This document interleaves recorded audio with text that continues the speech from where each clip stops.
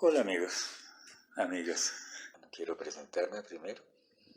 Para los que no me conocen, pues soy Achalamati, que significa mente inquebrantable, constante, que no vacila.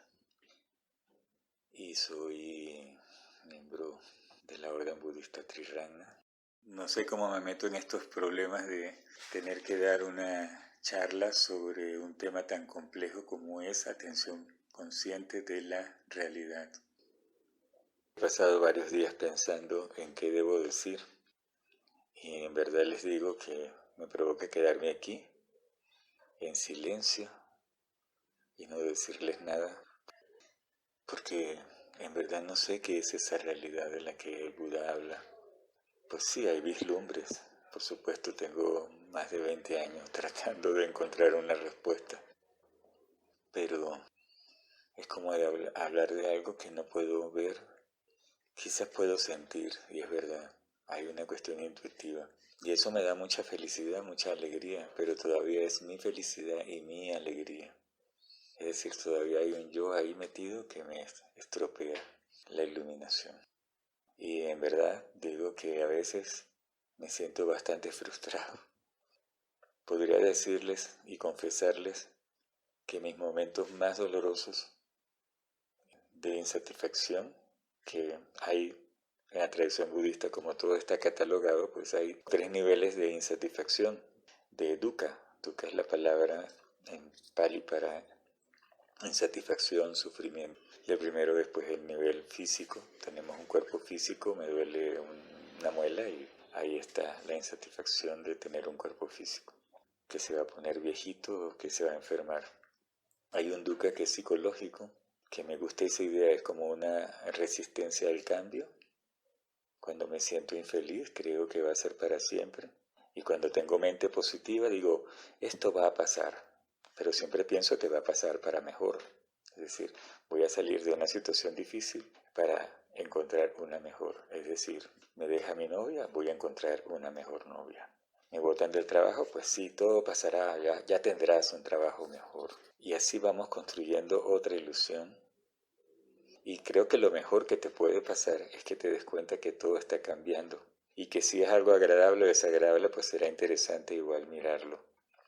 Y te das cuenta de tu propia tendencia ignorante de fabricar algo que quizás no ocurra. Estamos atrapados en esa resistencia a los cambios y eso nos mantiene en este mundo ilusorio que es insatisfactorio. Pero hay un tercer nivel de insatisfacción que es por el hecho de no estar iluminado, por el hecho de no saber cómo es esa realidad, como que no puedes entrar con la comprensión intelectual. Bueno, ese nivel tan profundo duele muchísimo y creo que mis momentos de más dolor y llanto profundo vienen de sentirme como incapaz de comprender, entender qué es esa realidad. El Buda me dice que me vea como un proceso y lo puedo comprender intelectualmente, que me desmantele en mis elementos constituyentes. Y ahí viene eso de los 5 agregados, que me vea como un montoncito de montoncitos de montoncitos donde no voy a encontrar a nada que pueda llamar yo en ningún lado. Pero ¿cómo lo hago si es mi propia mente la que está viendo la mente? Me siento atrapado en una incoherencia existencial. No poder ver la realidad tal como es se ha vuelto en lo más insatisfactorio de mi existencia, pero es porque está mi existencia. Y sin embargo, hacer el mejor esfuerzo para entrar ahí es como paradójico, da unos niveles también de mucha satisfacción, de mucha plenitud, de mucha tranquilidad y además de mucha confianza y fe. No tengo duda que en algún momento se va a abrir la ventana y voy a ver. Entonces, esa es la realidad. Y ya he logrado entender un poquito. Yo tengo que hacer un esfuerzo de llegar allá. Y quizás el esfuerzo es para llegar al umbral, por poner un ejemplo, donde empieza la realidad. Pero después tengo que dejar que esa realidad simplemente me absorba, me invada, me penetre y termine de disolver lo que haya que disolver, por ponerlo en forma de metáforas. Entonces, pues entiendo muy bien que el Buda habló muy poco de cómo era el nirvana o esa realidad. Y entiendo muy bien porque hizo tanto esfuerzo en enseñar un camino para llegar a ese nivel del ser. El mismo Buda, cuando se ilumina, dice: ¿quién me va a creer? ¿Quién me va a entender? Y después tiene una percatación de que, bueno, habrá algunos seres humanos con poco polvo en los ojos que puedan entender esto. Y dedicó el resto de su vida, murió viejito, como de 80 años, no diciendo qué era lo que había alcanzado y cómo era el nirvana o la realidad, sino diciéndole a cada persona que se encontraba: mira, tú puedes llegar si haces esto. Y no me creas, practica. Wow, yo siento una profunda devoción por el Buda como maestro. Y de verdad quiero ser su discípulo y honrarlo. Y me siento muy agradecido de Sangharakshita por su manera tan fabulosa de plantear la enseñanza del Buda. Y quería decir eso yo con esta charla. Bueno, digo, en el libro sobre el sendero óctuple que se llama Visión y Transformación, hay un capítulo que se llama Sati, o sea, atención plena, y ahí está atención consciente en las personas, en uno mismo, en el entorno y en la realidad. Voy a leerme el capítulo y, por supuesto, debo confesar que siento que Bhante escurrió el bulto en ese pedacito de capítulo. Pero me doy cuenta que todo lo que dice en ese fragmento de capítulo es como la antesala para entrar en el siguiente aspecto del sendero óctuple, que es el samadhi perfecto. Y entonces recordé que Buda dice en muchas partes que sin samadhi no hay prajna, es decir, sin esos estados de absorción de la mente elevados de conciencia, no hay sabiduría. Y la sabiduría en el budismo es ver la verdadera naturaleza de la realidad, ver las cosas como realmente son. Y entiendo que también para que haya samadhi tiene que haber ética y tiene que haber una práctica de meditación estabilizadora, de eso que llamamos de tipo shamatha, porque sin eso no es posible llegar a los estados de samadhi, y sin samadhi no podemos tener acceso a la sabiduría. Y suena lógico, el problema es hacerlo, y además está dentro del marco referencial de la enseñanza del Buda, que todo surge en dependencia de algo. Si quieres algo, pues tienes que generar las bases para que eso se dé. Entonces, ¿quieres tener sabiduría? Tienes que tener estados de samadhi. Y la palabra samadhi lamentablemente la desvirtúan, y muchas veces incluso los budistas dicen samadhi es concentración perfecta. Pero si yo me quedo con la palabra concentración, estoy como empequeñeciendo la idea de samadhi. Y es importante, o sea, tú no vas a entrar en un estado más elevado de conciencia sin concentrar tu mente. Pero después que la concentras, viene un espacio como de expansión, que podríamos decir que es como la segunda fase.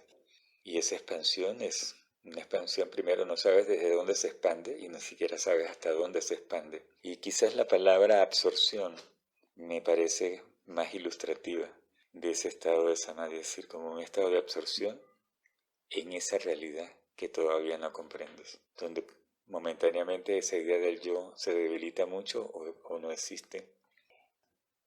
En ese estado es fácil entender a nivel de tu experiencia lo que es la impermanencia, lo que es la insatisfactoriedad de no saber cómo es la verdadera naturaleza de la realidad y cómo estás limitado por esa idea de yo que te separa de la realidad, porque siempre habrá un yo que mira algo y nunca serás ese algo. Entonces, desde ese estado, pues el Buda te pide que mires, básicamente, y además te da un tips de importante: mira las tres marcas de la existencia condicionada, porque esa existencia condicionada es lo que te mantiene en ese nivel de sufrimiento. Y mira la impermanencia, mira la insustancialidad y mira la insatisfactoriedad de tu existencia. Y es un buen truco. De hecho, el Buda mismo empezó su camino porque se sentía completamente infeliz y quería encontrar la causa que generaba la infelicidad, el sufrimiento, y la encontró. Mira, es la avidez. Y suena muy bien, pero es muy difícil trabajar eso, porque detrás de la avidez está la ignorancia, y la ignorancia es creer que nosotros somos algo definido, separado. Entonces, cuando ando en estos dilemas de no saber qué hacer y cómo resolver la situación, pues hay un capítulo del libro que se llama ¿Qué es el Dharma? Y ese es un capítulo que leo cada vez, como les digo, estoy atrapado en una situación incómoda de no saber qué hacer.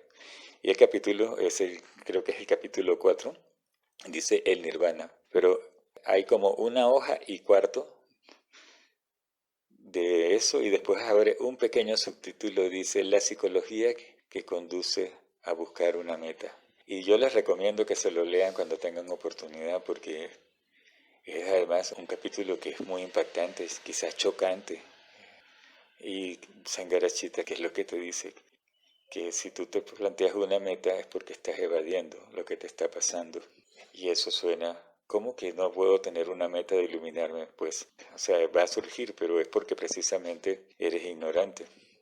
Y básicamente entiendo su punto, lo que dice él, creo que es lo que intenta comunicar el Buda también, es mira, o sea, andas buscando el nirvana porque es sabiduría. Entonces mira tu ignorancia. Y cuando la mires profundamente, seguramente ya aparecerá la sabiduría. Andas buscando en el nirvana el gozo supremo. ¿Por qué? Porque eres infeliz. Porque estás sufriendo. Pues mira tu sufrimiento, míralo profundamente. Y quizás cuando lo mires profundamente, ¡pum!, ves el nirvana, ves la realidad tal cual es. Y si andas resolviendo que el sufrimiento es porque simplemente estás tú ahí atravesado como un yo fijo que se cree que no va a cambiar, pues mira, encontrarás en tu experiencia lo que significa realmente vacuidad o sunyata. Entonces, dependiendo de nuestro estado, vamos a querer un aspecto de la iluminación. Y lo que dice Sangarachita de una manera así un poco chocante es, lo que pasa es que simplemente no quieres prestar atención. Te quieres ausentar de ti mismo. Por eso te planteas una meta como para escaparte de tu situación. Y eso es tan verdad que el Buda mismo te lo enseña, te dice, mira, hay 3 marcas de la existencia condicionada que hacen que todo esto sea insatisfactorio. Eso que he dicho, impermanencia, insustancialidad, insatisfactoriedad. Pero si las miras con profundidad, se transforman en puertas de liberación. A través de eso puedes entrar en ese espacio de lo no condicionado, de el nirvana, de la realidad tal cual es, de esa sabiduría trascendental. Y siempre ese capítulo me hace, tiene un efecto interesante porque es como si me agarrara así un gigante y me diera varias veces contra el piso y me dejara ahí todo turuleto y confuso, pero después viene un proceso de sedimentación y encuentro algo de inspiración. Entonces lo que estoy tratando de comunicarles es que sí, yo no sé exactamente cómo es esa realidad, pero sí tengo fe en que hay una manera de acercarse a ella. Sí puedo confesar que hay vislumbres, pero para obtener esos pequeños flashes de luz necesitas hacer muchas cosas antes, porque eso no va a venir de la nada, va a venir en dependencia de cosas que haces. Y como te digo, estamos pasando de un nivel a otro, pero hay que hacer un esfuerzo, es como llevar nuestro barco a un sitio y después dejar que el viento lo lleve hacia la iluminación. Eso en la tradición budista es dejar que el Dharma Niyama, que es ese nivel de la budeidad, empiece a operar en nosotros y a través de nosotros. Para eso tienes que entrar en la corriente, para eso tienes que romper la idea de un yo fijo e inmutable. Imagínate, se vuelve un poco complicado. Y cada vez que yo estoy atrapado en una situación de insatisfacción, digo, ajá, ahí está mi yo, pensando que esto nunca va a pasar. Ahí está mi yo ignorante. Y a veces logro trascender esa situación y experimentar un nivel de felicidad muy bueno, muy... Entonces lo que quería decir un poco es que sí, que alguien que se toma en serio la práctica espiritual pues va a empezar a cosechar de alguna otra manera un nivel de paz, de tranquilidad, de fe, de confianza. Y yo creo que eso es muy importante. En verdad, a veces siento que esta existencia es ilusoria y a veces me pregunto, ¿será que estoy soñando? ¿Será que estoy muerto y estoy en ese estado intermedio del cual habla el maestro Padmasambhava? Y es como que me siento atrapado. ¿Será que estoy como en la matriz, como en la película o como en una película que se llama Piso 13, que salió un poco antes de La Matriz, atrapado en una realidad virtual. Suena loco, pero hay investigaciones que te dicen que eso es una posibilidad. Estoy atrapado en una dimensión que no tengo como acceso fácil a otras dimensiones que sé que existen. Creo que los matemáticos dicen que existen 14 dimensiones y estamos atrapados en una de 3 con el tiempo como una variable no espacial. Cuando veo películas como Interestelar, entonces ¿será que el tiempo es una variable espacial en otras dimensiones y yo no lo puedo ver? Por eso me gusta un poco la ciencia ficción, porque me ayudan a abrir mi, no sé, idea de la realidad. O cuando vi esta película Hombres de Negro, que es una película pues muy de humor, pero termina en la primera con una toma del planeta Tierra, la galaxia, y se va expandiendo hasta que todo ese universo es simplemente una bolita con la que un ser de otra dimensión está jugando, ¿no? O cuando vemos esta situación de, bueno, hay agujeros negros, pero dentro del agujero negro hay universos que a su vez tienen agujeros negros que a su vez van a tener universos adentro. Y entonces como me ayuda a tener una idea de lo infinito que es y de lo minúsculo que soy dentro de ese plasma de la realidad, como me gusta llamarlo. Y además también mi idea de yo, si me voy a lo pequeño, ahora la ciencia dice que yo, y no, todavía no se lo creen, soy una especie de ecosistema ambulante, que mis bacterias que viven en mi colon afectan mis estados emocionales y que hay un segundo cerebro ahí.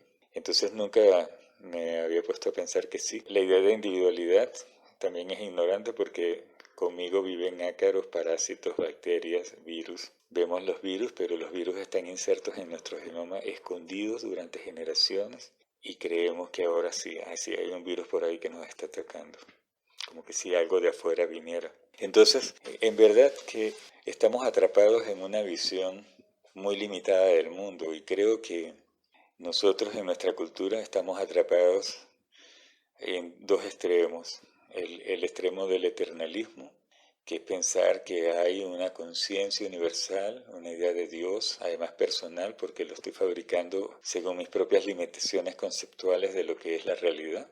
Incluso los budistas podrían pensar que Alaya absoluta es como una conciencia universal. Y entonces como no entendemos una realidad donde un ser no esté, donde yo no sea el que mire la realidad, pues eso que está ahí afuera lo volvemos un ente.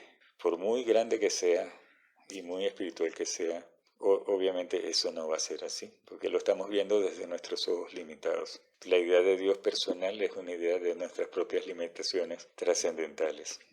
Entonces por ese lado no encontramos salida, y por el otro lado, que estaría representado por el mundo de la ciencia, que quiere ver todo, que anda buscando el origen. Además nosotros pensamos, siempre queremos ver el origen de las cosas, y los astrofísicos querían llegar al origen del Big Bang, pero ahora aceptan que para que algo exista tiene que haber condiciones previas, que el Big Bang no surgió de la nada, entonces parece que había un universo previo y ahora parece que no hay uno solo sino múltiples. Bueno, eso se vuelve infinito. Pero con la ciencia quizás tocamos fácilmente el punto de vista nihilista, que no hay nada ahí que no podamos explicar intelectualmente.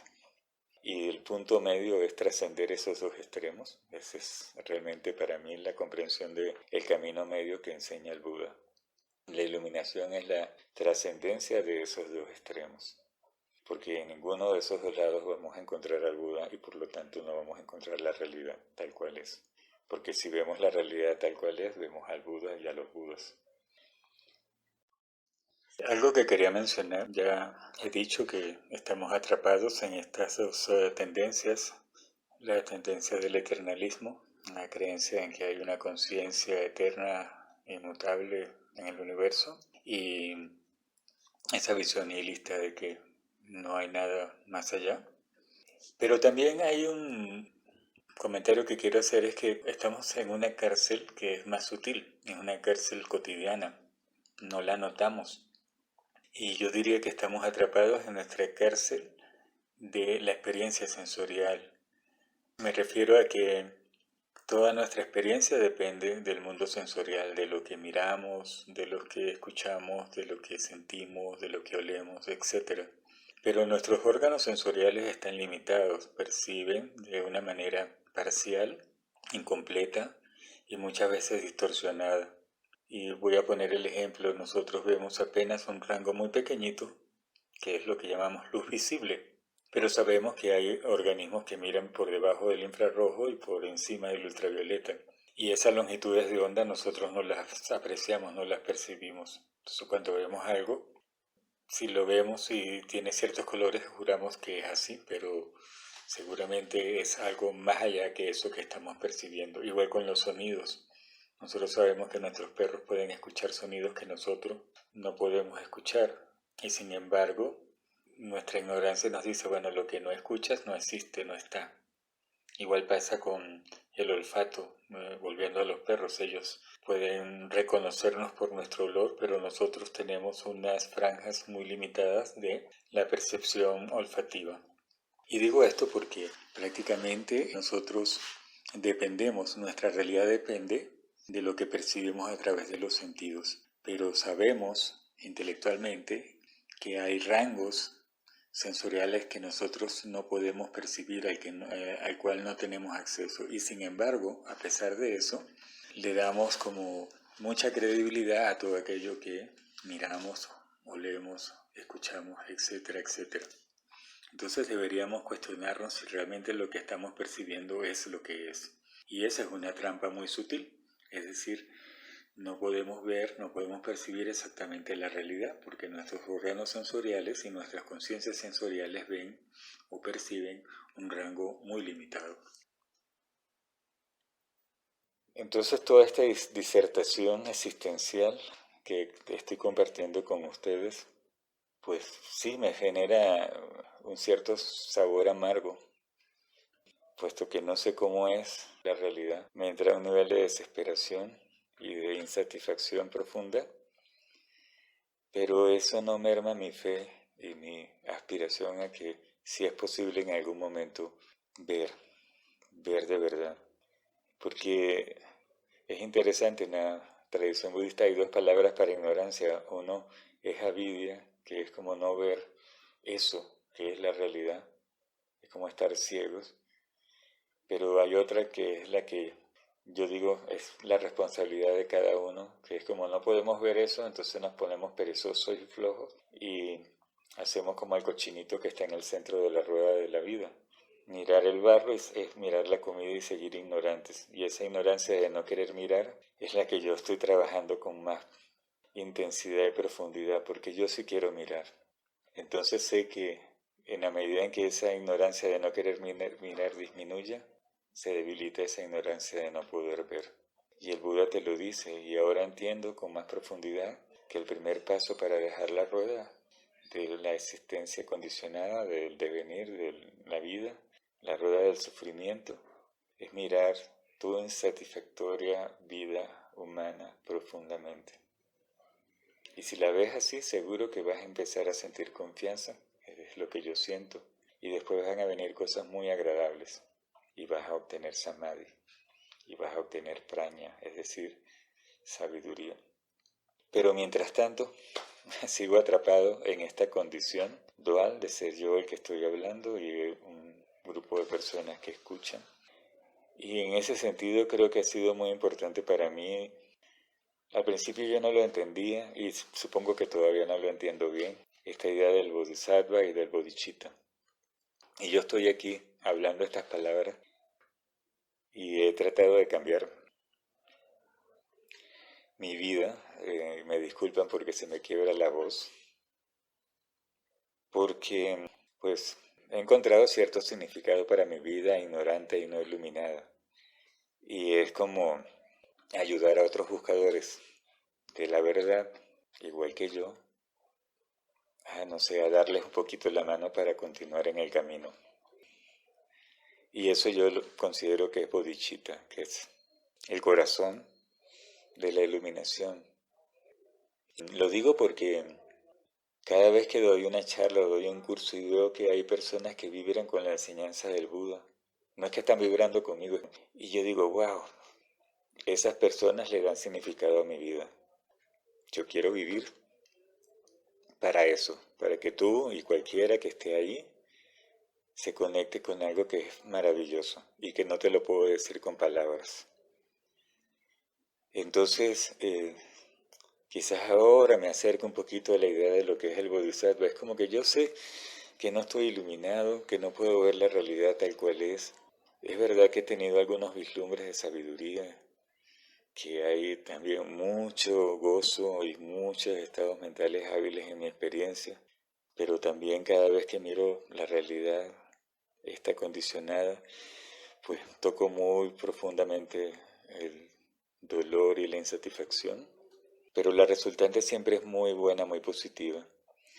Entonces, en algún momento decidí que, bueno, sí, si yo estoy en un mundo ilusorio o un sueño, lo que sea, pues mientras me despierto, lo mejor que puedo hacer es ayudar a otras personas a que entren en ese camino de querer despertar, porque yo sé que en algún momento eso va a ser posible. ¿Y por qué no dedicar mi vida a eso? Desde donde pueda, ¿no? Y a todos los niveles que uno pueda, si puede. Entonces me siento como, sí, atrapado en un mundo ilusorio, intentando hacer algo por aquellos que, al igual que yo, están sintiendo así en el tuétano de los huesos lo insatisfactorio de esta existencia condicionada y que andan buscando cómo salir, como me pasó hace más de 24 años cuando empecé a caminar este sendero, ¿no? Y como verán, no les puedo decir qué es la realidad. Quizás les he podido decir por qué no podemos ver la realidad. Quizás les he dado algunas pistas de lo que yo entiendo que es la enseñanza del Buda, de cómo hacer para abandonar esta existencia condicionada, insatisfactoria y entrar o dejar que esa realidad nos invada, nos permee, nos absorba y entonces nos transformemos en Budas y cosechemos, no sé, los frutos y una experiencia que todo lo que pueda decir acerca de eso siempre será corto, siempre será más allá de cualquier comprensión. Y yo sí siento que desde que decidí caminar el camino de la incomprensión, de la incertidumbre, me estoy conectando cada vez más con la enseñanza del Buda. Pues es lo más que puedo hacer en este momento, compartir mi experiencia con ustedes. No les puedo decir qué es la realidad, porque todo lo que puedo decir sobre eso pues será desde mi propia ignorancia y no será eso. Pero quizás lo que pueda decir ayude a ampliar. De verdad, la mente, nosotros estamos atrapados en nuestras ideas pequeñas y no es fácil ampliar. Se necesita mucha imaginación y nuestro maestro dice que ese es uno de los pilares de nuestra orden, imaginar. Así como la canción de John Lennon, imagina, sí, yo imagino un mundo diferente y quiero colaborar para que se dé además. Entonces necesitamos esa imaginación que no es fantasía. Y quizás lo que podría decir es que lo que he hecho en los últimos años de mi vida es transformar, porque yo soy un soñador. Parece que las utopías no son alcanzables, pero creo que el Buda nos enseñó un camino para alcanzar algo que sí es lograble. Y yo estoy tratando en mi vida de transformar la ilusión en imaginación y la imaginación en aspiración. A ver si algún día logro lo que el Buda logró. Y espero que sea para el beneficio de todos los seres. Entonces, queridos amigos, con esto termino esta disertación existencial y disculpen si no he podido cumplir con los objetivos planeados para esta charla. Así que cuídense mucho, los aprecio y espero que estén muy bien y que puedan ser felices.